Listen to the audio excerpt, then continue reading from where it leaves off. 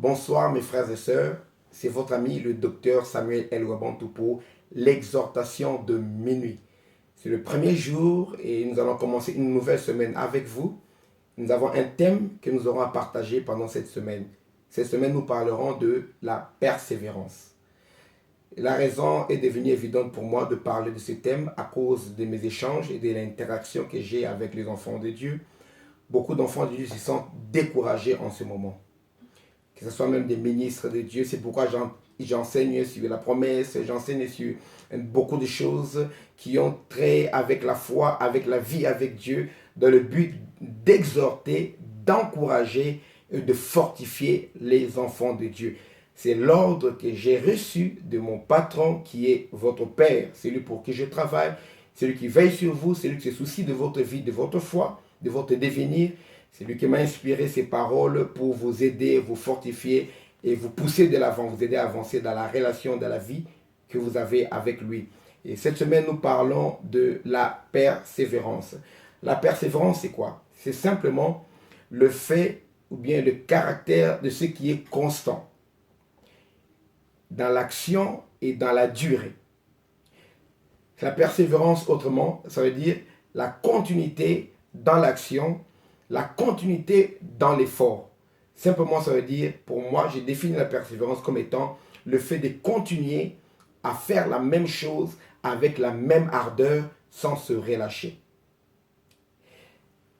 Il y a beaucoup de synonymes. Quand on parle de la constance, on voit directement la stabilité. On voit quelque chose qui perdure et surtout qui se reproduit dans le temps. La persévérance dont le Seigneur nous demande, pour nous, sur le plan théologique, la persévérance est définie comme étant la constance dans la foi. Pour nous, les enfants de Dieu, nous allons voir, selon la parole de Dieu, que la persévérance est un mot-clé dans la vie que nous avons avec Dieu. Peu importe qui vous êtes, que ce soit dans les temps des patriarches, dans les temps avec les prophètes, que ce soit même avec les apôtres, et aujourd'hui pour nous, qui sommes arrivés à la fin des temps, la persévérance est un mot-clé pour tous ceux qui ont entamé une relation avec Dieu. Sans persévérance, il sera difficile même d'obtenir les promesses de Dieu. Le verset que je veux partager avec vous aujourd'hui, j'aimerais mettre l'accent sur la persévérance dans la foi et la persévérance dans le salut. Nous parlerons également dans les jours qui viennent de la persévérance dans la prière, la persévérance dans l'action, dans le ministère ou bien dans l'entreprise ou bien dans ce que vous entreprenez. Aujourd'hui, j'aimerais parler de la persévérance dans la foi. Le livre de Hébreux chapitre 10, le verset 36 nous parle de cela. La Bible déclare: car vous avez besoin de persévérance, afin qu'après avoir accompli la volonté de Dieu, vous obteniez ce qui vous est promis. Vous avez besoin de persévérance. Donc, la persévérance n'est pas une option, c'est une nécessité qui s'impose dans la vie de toute personne qui a la foi. Tu as cru en Jésus-Christ, sûrement tu as cru pour un but. Il y a de ceux qui ont cru pour le salut, ça c'est merveilleux, mais il y a de ceux qui ont cru également pour le salut, mais au travers de la guérison. C'est-à-dire qu'ils ont cru par la guérison, mais pour le salut. D'autres ont cru par la délivrance, ils ont reçu une délivrance, mais pour les salut. D'autres ont cru par une assistance, ils étaient en danger, ils ont dit: Seigneur, si tu me sors de ces dangers. Certains sont convertis en prison. Seigneur, si tu me sors de cette prison, de cet endroit où je vois la mort, je suis condamné à mort, ou bien une situation difficile, je vois un avenir incertain. Si tu me sors de là, je promets de te servir. Un miracle, ces personnes sont retrouvées dehors et puis ils ont donné leur vie également à Jésus-Christ. Maintenant, quand tu viens à Jésus, là, déclare que vous avez besoin de persévérance. La persévérance devient une nécessité. Hébreux 10, 36 dit: vous avez besoin de persévérance, mais écoutez, la suite dit quoi? Afin que, après avoir accompli la volonté de Dieu, vous obteniez ce qui vous a été promis. C'est-à-dire qu'il y a le temps où Dieu te fait la promesse. Mais avant que la promesse s'accomplisse, tu as besoin de persévérance. S'il n'y a pas de persévérance, les promesses de Dieu ne vont pas s'accomplir. Vous n'allez pas accomplir, vous n'allez pas, recevoir, voir l'accomplissement dans votre vie, ce que le Seigneur a pu promettre pour vous. Quand on parle de persévérance, c'est sûrement parce qu'il y a un temps d'adversité, un temps difficile. La vie de la foi, la vie de consécration à Dieu c'est une vie qui est exposée à beaucoup de combats, beaucoup d'épreuves. Et tous les combats, toutes les épreuves viendront pour tester la qualité de votre foi. Un homme ou une femme de foi, c'est une personne qui a compris qu'il y a un temps pour l'accomplissement. La foi croit que Dieu peut faire aujourd'hui. Mais si Dieu ne fait pas aujourd'hui, j'ai le devoir de persévérer. C'est-à-dire, garder la constance dans ma foi. Continuer à faire ce que Dieu me demande de faire, même si je ne vois pas le résultat aujourd'hui. Sans se relâcher. Jusqu'à ce que la promesse de Dieu se réalisera dans ma vie. Et quand tu crois pour voir le Seigneur Jésus-Christ, voir son retour, aujourd'hui tu ne peux pas abandonner à cause des tentations, à cause des épreuves, à cause du péché qui se présente à toi, à cause des avantages que le monde est en train de faire miroiter devant tes yeux. Si tu sais que tu as cru pour un Dieu éternel, tu as cru pour un Dieu qui t'a appelé pour des choses meilleures, qui te donnera lors de son retour, tu dois persévérer dans la voie de Dieu, dans la foi, parce que la foi te fait voir Dieu comme étant vivant, présent, réel, palpable dans ta vie. La foi démontre les choses invisibles, y compris pour nous. Pour les autres, Dieu est un être invisible, inexistant pour certains, mais pour moi, Dieu est visible. Comme si je voyais les hommes qui sont devant moi. Pour moi, Dieu est visible, mais aux yeux de la foi. Donc, j'agis en conséquence parce que je sais qu'il est là, il me voit. Tu sais, quand on dit un adage dans le monde, le chat n'est pas là, les souris dansent. Surtout dans les familles africaines, quand le papa sortait, il partait, on faisait n'importe quoi à la maison, c'était un peu la Java, le désordre total. Mais dès qu'on entendait la voiture klaxonner ou bien le son des pas de votre père qui rentrait, tout le monde se mettrait en ordre parce qu'on sait que le Père est là. Imaginez-vous que notre Père est dans les cieux. Il ne va pas en voyage. Il part nulle part. Le psalmiste a dit, où est-ce que je me cacherai loin de ta face? Du monde dans les cieux, tu y es. Sur la terre, tu y es. Dans les eaux plus bas que la terre, tu y es. Donc Dieu est partout. Et par ma foi, je vois Dieu présent dans ma vie et j'adapte mon comportement comme si Dieu me regardait. Plus qu'un père terrestre, présent. Plus qu'un maître, plus qu'un patron. Les gens font bien leur travail quand le patron les surveille, quand il y a un inspecteur. Mais quand les personnes ne sont pas là, les gens sont négligents dans leur travail. Mais imagine-toi, notre inspecteur et notre patron, il ne part jamais en voyage. Dans le cas, les yeux de la terre parcourent les yeux du Seigneur parcourent toute la terre. Toi que tu te sens fatigué, à cause des épreuves, des moments que tu es en train de traverser, je te dis ceci.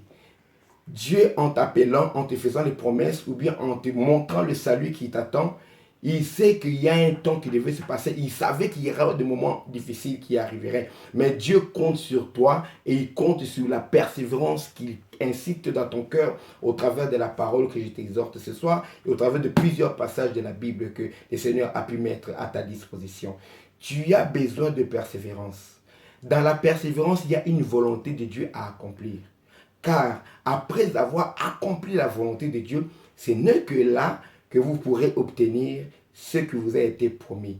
Ne crois pas que tu commences à marcher avec Dieu et comme les choses ne se passent pas comme tu veux, tu abandonnes de faire ce que Dieu te demande, tu vas vivre ta vie, mais en croyant qu'avec le temps, ce que Dieu a dit, ça va s'accomplir quand même. C'est un mauvais message qu'on a dit aux enfants de Dieu. Quand Dieu dit une chose, peu importe comment tu te comportes, ça se réalisera. Non. La Bible déclare, pour obtenir les promesses, pour obtenir ce que vous avez été promis, vous avez besoin de persévérance. Hébreux 10, 36. Ça veut dire que si tu ne persévères pas, tu n'obtiendras pas ce qui t'a été promis. Tous ceux qui ont marché avec Dieu dans la Bible ont fait montre de persévérance avant de voir l'accomplissement de leurs promesses. Abraham avait 75 ans quand il a reçu la promesse de sortir de Ur en Chaldée. Et quand le fils de la promesse est né, Abraham avait 100 ans. Donc il y avait 25 ans qui sont écoulés. Joseph avait 17 ans quand il a vu les visions de la gloire de Dieu. Il régnait sur sa famille, l'autorité que Dieu lui donnait. Et quand il est devenu maintenant premier ministre établi en Égypte, il avait 30 ans. Vous voyez, il y a bien 17 ans qui se sont écoulés. David, pareillement, il avait près de 17 ans, en tout cas moins de 20 ans. Il n'avait pas le droit de participer à l'armée parce qu'il était mineur. Quand Samuel est venu le oindre en tant que roi. Mais quand il est devenu roi plus tard, bien-aimé, David avait 30 ans. Donc les années se sont passées également 17 ans. Quand David est devenu 30 ans, il a été roi à Hébron. Ça veut dire que 17 ans se sont passés également pour la vie de David. Lisez dans la Bible, toutes les personnes qui ont reçu les promesses de Dieu ont dû persévérer. Qu'est-ce que David n'a pas vécu? Il a dormi dans les cavernes. Il a dormi à la belle étoile. Il était toujours aux aguets en train de fuir. Dans d'autres endroits, il s'est réfugié même chez les ennemis d'Israël. Il a dû faire le fou pour sortir de là, alors qu'il avait la promesse. Ce n'est pas lui qui avait choisi de devenir roi. C'est la promesse de Dieu, l'onction, le choix de Dieu sur lui qu'il a fait trimballer comme un fou, comme un fugitif partout pour garder sa vie. Il a persévéré, il n'a pas régné Dieu.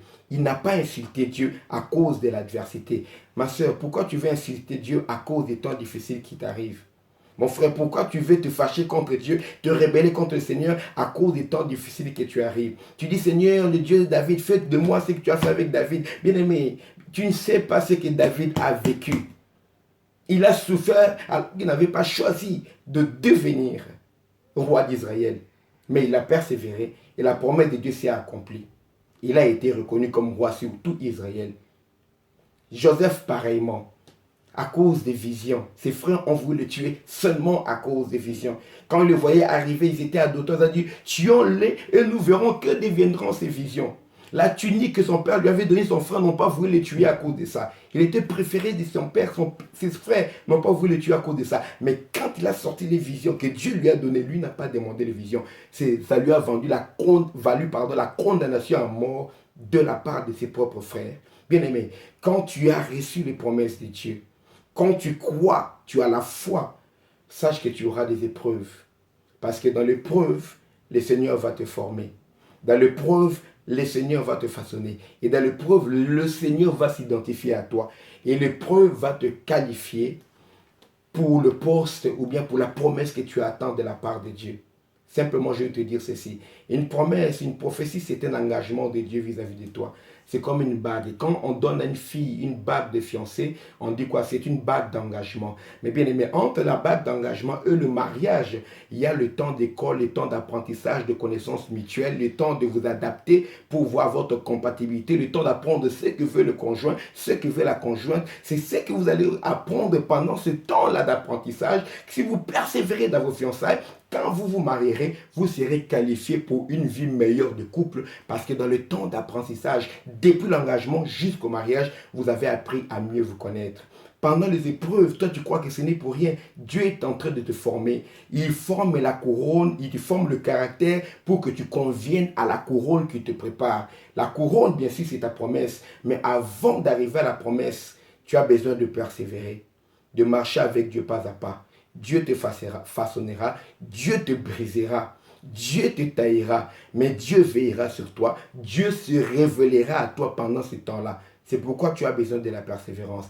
Et après avoir persévéré, sûrement tu obtiendras ce qui t'a été promis. Parce que Dieu ne ment pas. Entre le temps de la promesse qu'il t'accorde et le temps de son accomplissement, nous vivons le temps de la persévérance, le temps de la constance, le temps de la continuité de l'action, avec la même ardeur, sans se relâcher, parce que nous savons la fidélité de celui à qui nous avons placé notre foi. Voilà, bien-aimés, j'aimerais prier avec vous. Beaucoup sont prêts à abandonner, retourner dans le monde, abandonner la foi, à oublier les promesses de Dieu. Mais je vous dis, n'oubliez pas les promesses de Dieu. Ne vous fatiguez pas, n'insultez pas Dieu, ne vous fâchez pas contre Dieu. Ça, c'est le temps favorable pour vous. La promesse de Dieu ne vieillit pas avec le temps, mais c'est toi que Dieu transforme avec le temps. Jusqu'au moment de l'accomplissement, tu as besoin de persévérance. Tu n'es pas la seule personne à persévérer. J'ai vécu mes combats. David a vécu ce combat. Abraham a vécu ce combat. Paul a vécu ce combat. Tous les hommes de Dieu ont vécu leur combat afin qu'ils puissent être là en train de te prêcher. Ils ont vécu leur combat, qu'ils ont fait dire non, non, maintenant j'en ai marre, je vais tout abandonner. Si nous avions abandonné hier, nous ne serions pas ici en train de vous parler de la part du Seigneur. Toi aussi, tu as besoin de persévérance afin que, après avoir accompli la volonté de Dieu, tu obtiennes ce que Dieu t'a promis parce que Dieu ne ment pas. J'aimerais prier avec toi. Seigneur, nous savons combien c'est difficile d'endurer l'épreuve. C'est toi qui nous rends capables de sortir de l'épreuve. C'est toi qui nous donnes la force d'endurer l'épreuve. Et c'est par ta grâce. Si tu nous juges digne de l'épreuve, tu juges ton fils, ta fille digne de cette épreuve, C'est parce que tu connais les capacités que tu as placées en lui, les capacités que tu as placées en elle. Papa, ton fils, ta fille est fatigué. Viens le fortifier. C'est toi qui redresses les dos courbés. Tu fortifies les genoux languissants, papa. Les mains affaiblies. Fortifie tes enfants. Aide-les à se relever, à se tenir debout. Et même ceux qui sont tombés dans leur foi, qui sont tombés dans le péché, viens les relever. Cette fois, les justes tombent. Cette fois, ils se relèvent. Ne les abandonne pas à cause du prix précieux qui a été payé à la croix pour leur salut. Ne les abandonne pas. Ne laisse pas le monde se moquer d'eux parce qu'ils s'étaient exposés comme étant tes enfants. Ne laisse pas le monde se moquer d'eux parce qu'ils sont fatigués. Redonne-leur la foi, de la vigueur pour qu'ils soient capables de persévérer jusqu'à l'accomplissement de la promesse dans leur vie ou jusqu'au salut pour ceux qui concernent le salut jusqu'à l'enlèvement. Aide tes enfants à persévérer pour la gloire de ton nom. Papa, je sais que tu vas le faire. Toi qui as commencé avec cette bonne œuvre, tu vas la rendre parfaite pour le jour glorieux de Jésus-Christ. Qu'il en soit ainsi dans leur vie. Sanctifie-les, leur être tout entier, leur esprit, leur âme et leur corps, et qu'ils soient préservés irrépréhensibles pour le jour de l'avènement du Seigneur. Ils méritent le salut parce que Christ a payé le prix adéquat. Et dans le nom de Jésus, je prie ainsi pour tes enfants. Amen. Voilà, que le Seigneur vous bénisse abondamment. Soyez fortifiés. Nous continuons demain. Nous verrons plusieurs aspects de la persévérance. La persévérance dans la prière. Nous verrons la persévérance dans l'action, dans l'entreprise, dans le ministère. Nous verrons beaucoup de choses qui te feront comprendre que tu as besoin de persévérance et de ne pas te relâcher parce que ce qui est devant toi est glorieux plus que ce que tu as laissé derrière toi. C'est pourquoi j'invite tout le monde pendant cette semaine à retourner à la parole. Merci.